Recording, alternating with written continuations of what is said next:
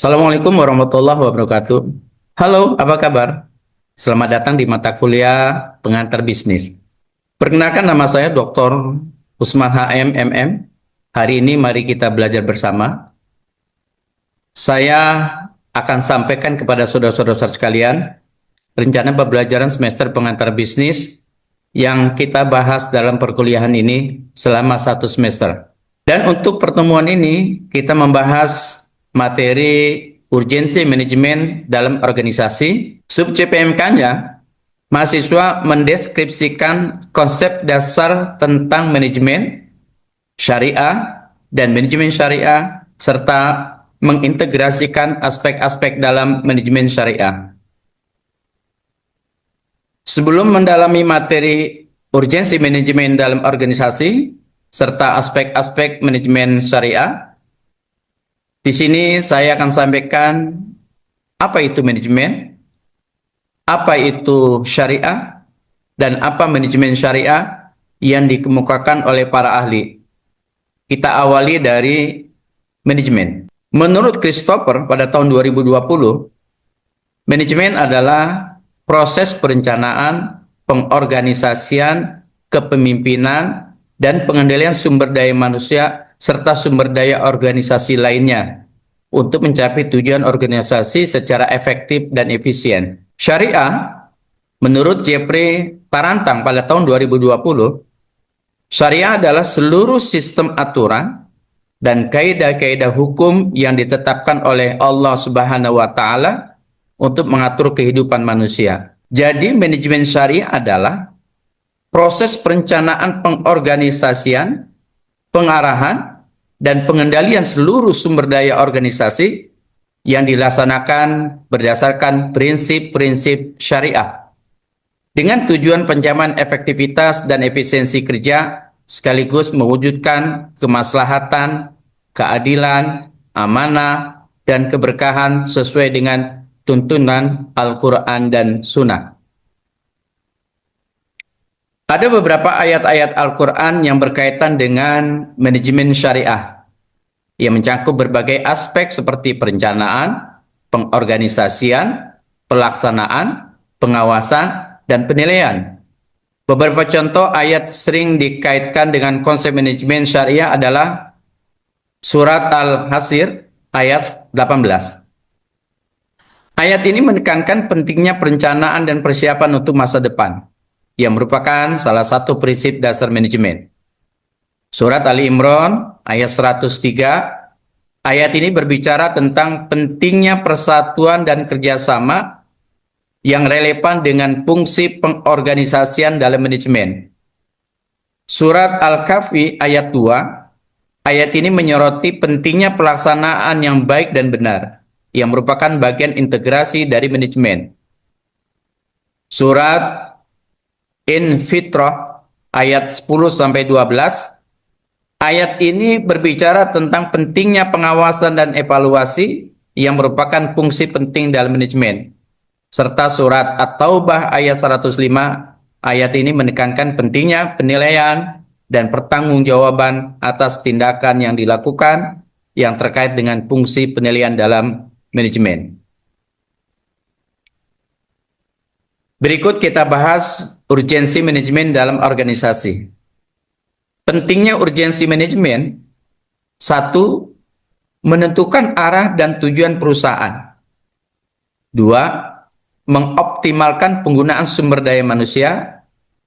3. Meningkatkan efisiensi dan produktivitas. 4. Membagi tugas dan tanggung jawab. 5. Mengatur proses kepemimpinan dan pengarahan. 6. Melakukan evaluasi dan pengawasan. 7. Menghadapi perubahan dan tantangan. Ada aspek-aspek dalam manajemen syariah yang perlu kita pelajari. Apa saja aspek-aspek manajemen syariah? Ada aspek akidah. Ini kita berbicara tentang tauhid. Aspek syariah, tentang hukum Islam. Aspek akhlak, tentang etika Islam.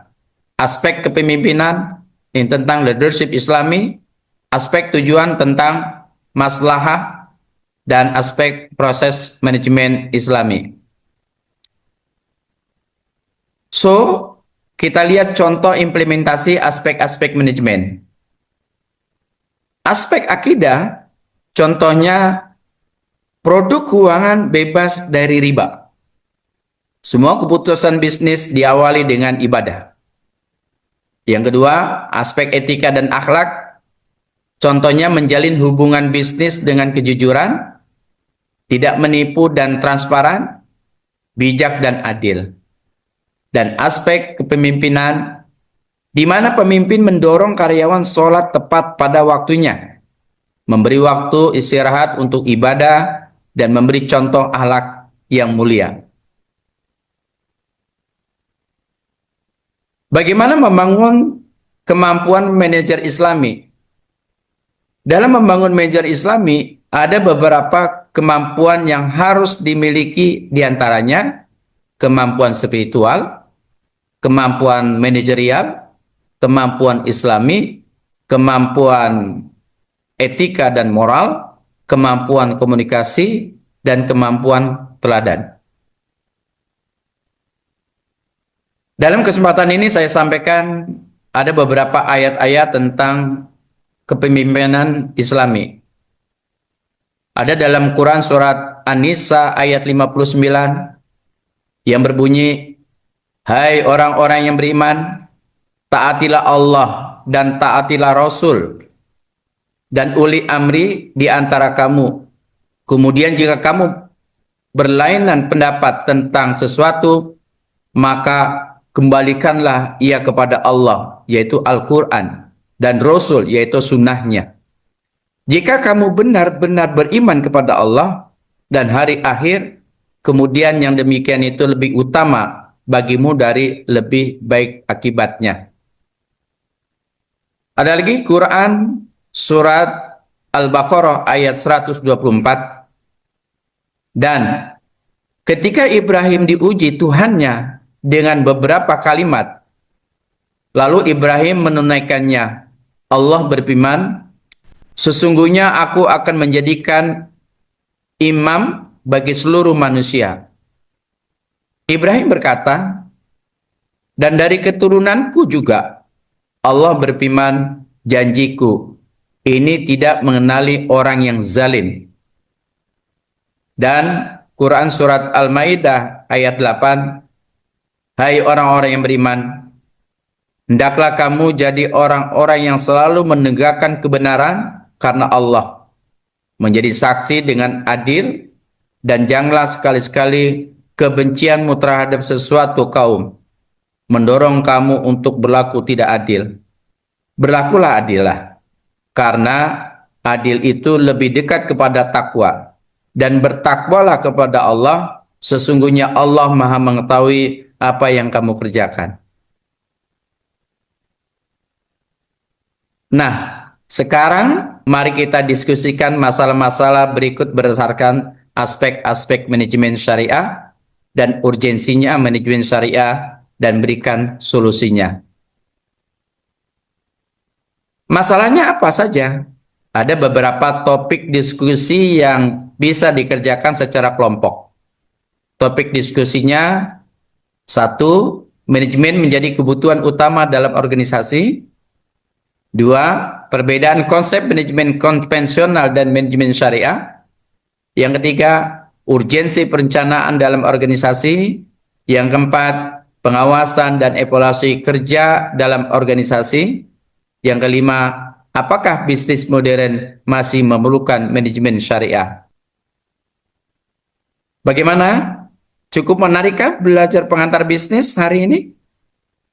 Di video berikutnya kita akan belajar tentang organisasi. Sampai di sini dulu videonya. Mohon maaf apabila ada kekurangan.